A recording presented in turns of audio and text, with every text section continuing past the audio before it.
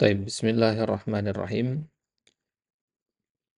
Kita lanjutkan kembali ya ikhwah. Sekarang kita akan beralih sebentar ke kitab Az-Zawaid ala Raudatul Nadir. Jadi kita berpindah dari kitab Raudatul Nadir dulu. Nah, jadi di kitab Raudatul Nadir kita ya akan masuk ya setelah pertemuan ini kita akan masuk ke pembahasan Al-Mandub. Yang mana Al-Mandub adalah bagian kedua dari hukum taklifi. Ya, jadi udah selesai kita dari al-wajib, baik itu dari raudhah maupun dari zawaid. Nah, sekarang kita masuk ke al-mandu. Taib. Nah, maka di az-zawaid ini, ya, sebagaimana kita katakan, zawaid ini kan berisi pembahasan-pembahasan tambahan ya. Pembahasan tambahan yang tidak ada di dalam kitab Ar-Raddun Nadhir. Taib. Apa pembahasan tambahan itu? Yaitu sigoh-sigoh mandub dan uslub-uslubnya. Konteks kalimat apa menunjukkan kalau itu adalah mandub. Ya, kalau kemarin kan ya sigoh wajib sudah kita ambil juga dari zawaid ini. Nah, silakan dicari nanti dengan judul ya konteks-konteks kalimat ya konteks-konteks wajib. Ya, kapan dikatakan wajib? Ketika ada kata ya al-amr, al-katsbu, al-qada dan sebagainya. Nah, itu untuk menunjukkan adalah perbuatan yang wajib. Nah, sekarang kalau untuk menunjukkan perbuatan mandub, itu ada apa saja sigohnya dan uslubnya bagaimana, cara penyampaiannya bagaimana, itu akan kita bahas di sini. Nah, akan tapi tentu sebelum masuk ke uslub ini sebenarnya kita harus tahu dulu definisi dari mandub ya. Ya, definisi dari mandub itu apa. Kan tapi definisi dari mandub ini karena lumayan agak panjang dan berkelanjutan, itu nanti kita ambil di Rautun Nadir saja. Nah, jadi urutannya di Rautun Nadir ambil definisi mandub, nah di Zawaid ini ambil sigoh mandub, gitu ya. Nah, mana yang harus didahulukan? Ya, sigoh atau definisi? Ya, boleh mana saja sebenarnya, tapi kalau melihat ke urutan kitab, ya seharusnya definisi dulu, ya. Tapi sengaja kita kedepankan sigoh di sini dikarenakan pembahasannya lebih sedikit dibandingkan dengan ya definisi mandub. Baik, kalau definisi mandub nanti ada kaitannya dengan bab selanjutnya di Raudhah nanti. Baik, kita mulai siyagul mandubi wa asalibuhu, ya sigo-sigo mandub dan asalibnya. Asalib jam'u uslub, ya dibuka di PDF di halaman 48. Lil mandubi siyagun muta'addidatun. Mandub itu memiliki sigo yang muta'addidah, yang bermacam-macam. Wa abrazuha sittu siyagin. Dan yang paling zahir, yang paling jelas itu ada sittu. Ya, ada 6 sigo. Taib. Apa 6 sigo itu? Ya, yang pertama adalah al-istihbab. Ya, sigo al-istihbab. Ya, kemudian yang kedua at-tatawwu, yang ketiga al-fadilah, yang keempat an-nafilah, yang kelima an-nadab, yang keenam at-targhib fil fi'il. Anjuran untuk melakukan sebuah perbuatan. Baik. Kita kupas sigoh yang pertama yaitu al-istihbab. Wa ma tasarrafa minhu, dan tasrifan dari kata al-istihbab. Istihbab itu sendiri masdar ya. Ya, asal fiilnya adalah istahabba, yastahibbu, istihbaban. Nah, maka kalau ada kata istahabba atau kata yastahibbu atau yustahabbu ya atau ada kata istihbab, nah, itu berarti maknanya dia adalah ibadah-ibadah yang hukumnya mandu. Baik, contohnya misalkan hadis Abi Barzah Al-Aslami ya radhiyallahu taala anhu tentang auqatis salawat, tentang waktu-waktu sholat ya. Di situ hadisnya lumayan panjang. Di situ beliau mengatakan, Nabi SAW mengatakan, Abu Barzah mengatakan, wa kana yastahibbu an yuakhiral isya'a. Nabi itu yastahibbu. Nah, itu konteksnya ya. Ya, itu sigohnya di situ. Wa kana yastahibbu. Ya, bahwasanya Nabi SAW ya suka an yuakhiral isya'a ya untuk mengakhirkan sholat isya allati tad'unahal atamah, ya, ke waktu yang kalian sebut dengan nama al-atamah. Al-atamah itu tengah malam. Ya, jadi Nabi itu suka mengakhirkan sholat Isya sampai tengah tengah malam, khusus untuk sholat Isya saja ya. Baik. Nah, jadi syahidnya di situ adalah pada kata yastahibbu itu. Ya, baik.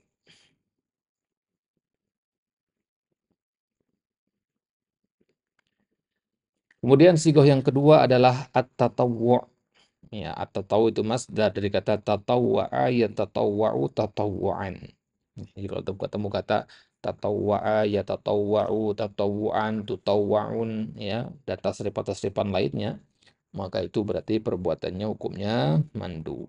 Misalkan di surat Al-Baqarah ayat 158, Inna safa wal marwata min sya'airillah. Sungguhnya Safa dan Marwah itu merupakan ya di antara bentuk-bentuk syiar Allah. Faman hajjal bait, maka barang siapa yang berhaji ke Baitullah, aw i'tamar, atau dia berumrah, fala junaha alaihi an yattawafa bihima, maka tidak mengapa dia tawaf di keduanya. Ya, sa'i maksudnya. Wa man tatawwa'a khaira. Ya, maka barang siapa yang tatawu dengan sebuah kebaikan, fa innallaha syakirun alim. Baik. Jadi syahidnya di sini berarti pada kata tatawwa'a. Wa man tatawwa'a khaira. Baik. Berarti ya khaira di sini hukumnya adalah sunnah. Ya, sigoh yang ketiga, lafaz al-fadilah. Nah, al-fadilah dari akar kata ya fadala. Wa mithaluhu ma ruwiya min hadithi Abdullah bin Umar radhiyallahu anhuma qala qultu ya Rasulullah dullani ala amalin yanfa'uni Allahu bihi qala alayka bi raq'atil fajri fa inna fihima fadilatun. Nah, jadi ya, Abdullah bin Umar bertanya kepada Nabi, ya Rasulullah, tunjukkan aku sebuah amalan yang dengannya Allah memberikan manfaat kepadaku, yang memberikan faidah kepadaku. Maka kata Nabi, alaika bi raqatai al-fajri. Hendaknya engkau sholat 2 rakaat fajar, ya, qobliyah subuh. Fa inna fihima fadilah. Karena pada kedua rakaat itu ada fadilah. Nah, berarti 2 rakaat sebelum sholat fajar itu hukumnya sunnah. Taib. Nah, jadi kalau ada kata fadlun, fadilah, gitu ya, itu berarti dia hukumnya sunnah. Sigo yang keempat, lafaz an-nafilah. Misalkan di surat Al-Isra ayat 79, wa minal laili fatahajjad bihi nafilatan lak. Asa an yab'atsaka rabbuka maqaman mahmuda. Dan di sebagian malam tahajudlah kalian. Nafilatan lak. Itu adalah nafilah bagi kalian, nafilah bagimu. Ya. Asa, ya, semoga saja dengannya Allah Subhanahu wa taala membangkitkanmu pada maqaman mahmuda, kedudukan yang terpuji. Baik. Nafilah di sini. Ya, maka berarti tahajud di malam hari itu hukumnya sunnah. Baik. Kemudian sigoh yang kelima, lafaz an-nadab itu sendiri, mandu. Nah, ini yang dipakai di dalam kitab-kitab usul fikih. Contohnya misalkan Marwa Jabir bin Abdullah radhiyallahu anhuma qala nadaba Nabi sallallahu an-nasa yaumal khandaq fantadaba Zubair thumma nadabahum fantadaba Zubair thumma nadabahum fantadaba Zubair. Nah, jadi nadaban nas nadaban Nabi sallallahu an-nasa yaumal khandaq. Nabi sallallahu memanggil para sahabat orang-orang pada hari perang Khandaq. Ya, perang Ahzab itu ya. Fantadabaz Zubair, maka yang memenuhi panggilan itu adalah Zubair. Ya, kemudian Nabi panggil orang-orang lagi, maka datanglah Zubair lagi. Nabi panggil orang-orang lagi, yang datanglah Zubair lagi. Ya, jadi Zubair ini selalu sigap untuk membantu Nabi SAW.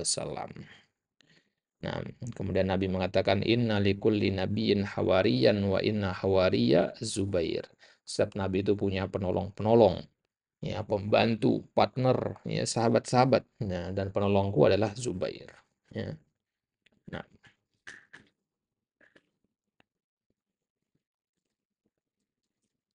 baik. Maka ketika Nabi SAW memanggil para sahabat dan datanglah Zubair ya untuk melakukan sesuatu, berarti sesuatu yang diperintahkan di situ adalah sesuatu yang hukumnya sunnah. Yang dipanggil untuk melakukan sebuah hal yang hukumnya sunnah. Taib. Kemudian yang keenam, mayadulu ala targhib fil fi'il. Sigo yang keenam adalah yang menunjukkan anjuran melakukan sesuatu. Targhib fi itu artinya anjuran ya. Rogbah ya. Rogbah untuk melakukan sebuah perbuatan. Nah, kapan ya kita tahu bahwasanya sigoh tersebut menunjukkan targhib pada sebuah perbuatan? Ada beberapa lafaz.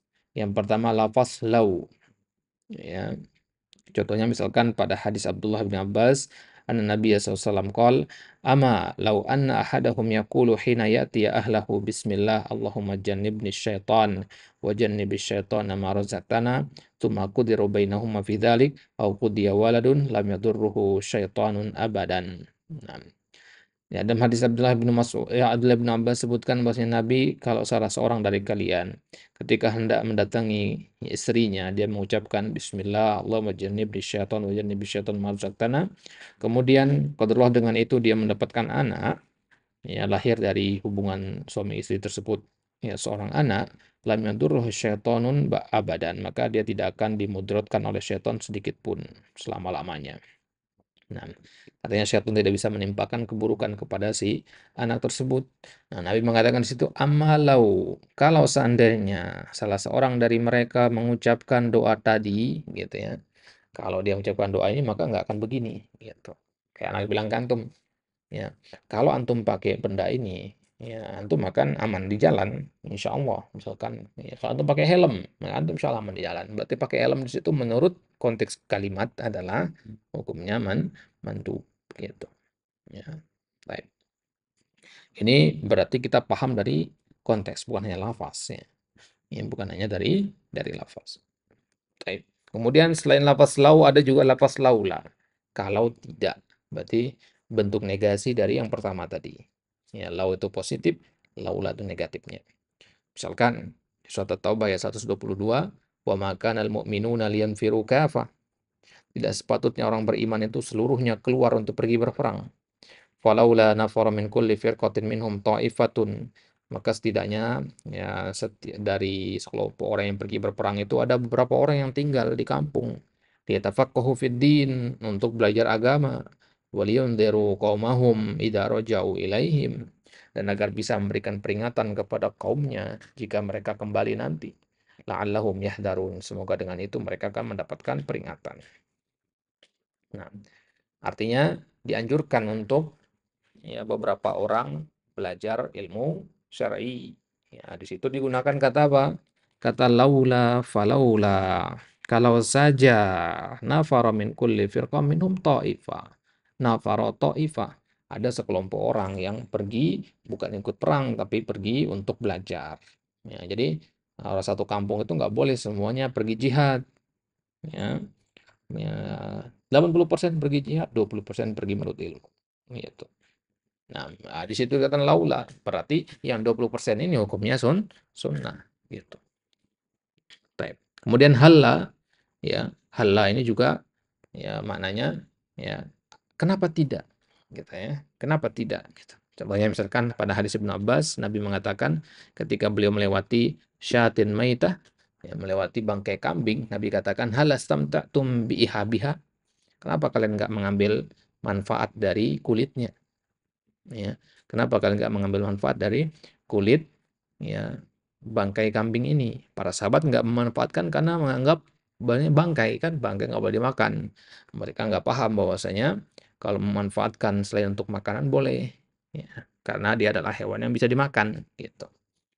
Nah, maka Nabi mengatakan halastamta'tum biha berarti memanfaatkan kulit dari hewan yang boleh dimakan, semisal kambing, sapi, unta dan yang lainnya, itu hukumnya mandu, ya, hukumnya dianjurkan. Ya, baik. Kemudian yang keempat, al-istifham ad-dal ala targhib. Kalimat tanya, ya, pertanyaan yang menunjukkan akan anjuran. Ya, misalkan dalam surat Al-Qamar ayat 17, "Walaqad yassarnal Qur'ana lidzikr, fahal min muddakir." Nah, itu pertanyaannya, fahal min muddakir? Al-Quran sudah dimudahkan untuk diingat, untuk dihafalkan. Ya, maka adakah yang mau menghafalkannya? Ya, hal min muddakir gitu. Ya, misalkan kita katakan ya, sholat berjamaah itu pahalanya 23 derajat. Maka adakah di antara antum yang mau mendapatkan pahala ini?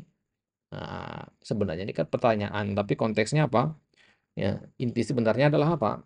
Ya, ya, anjuran untuk pergi sholat ya, agar mendapatkan 23 derajat tersebut. Nah, jelas ya?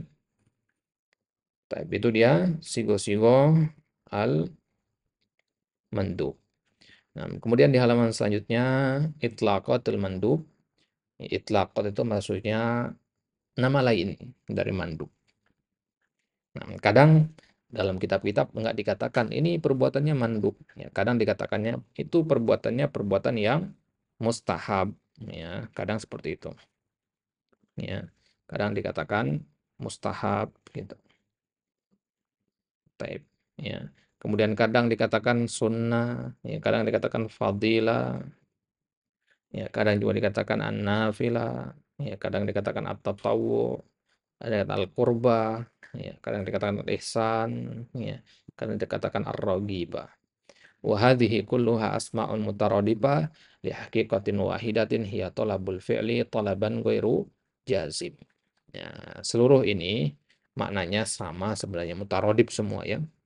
8 kata tadi mustahab, sunnah, fadilah dan seterusnya. Itu semua maknanya sebenarnya sama aja ya.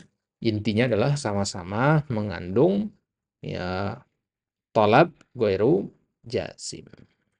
Baik.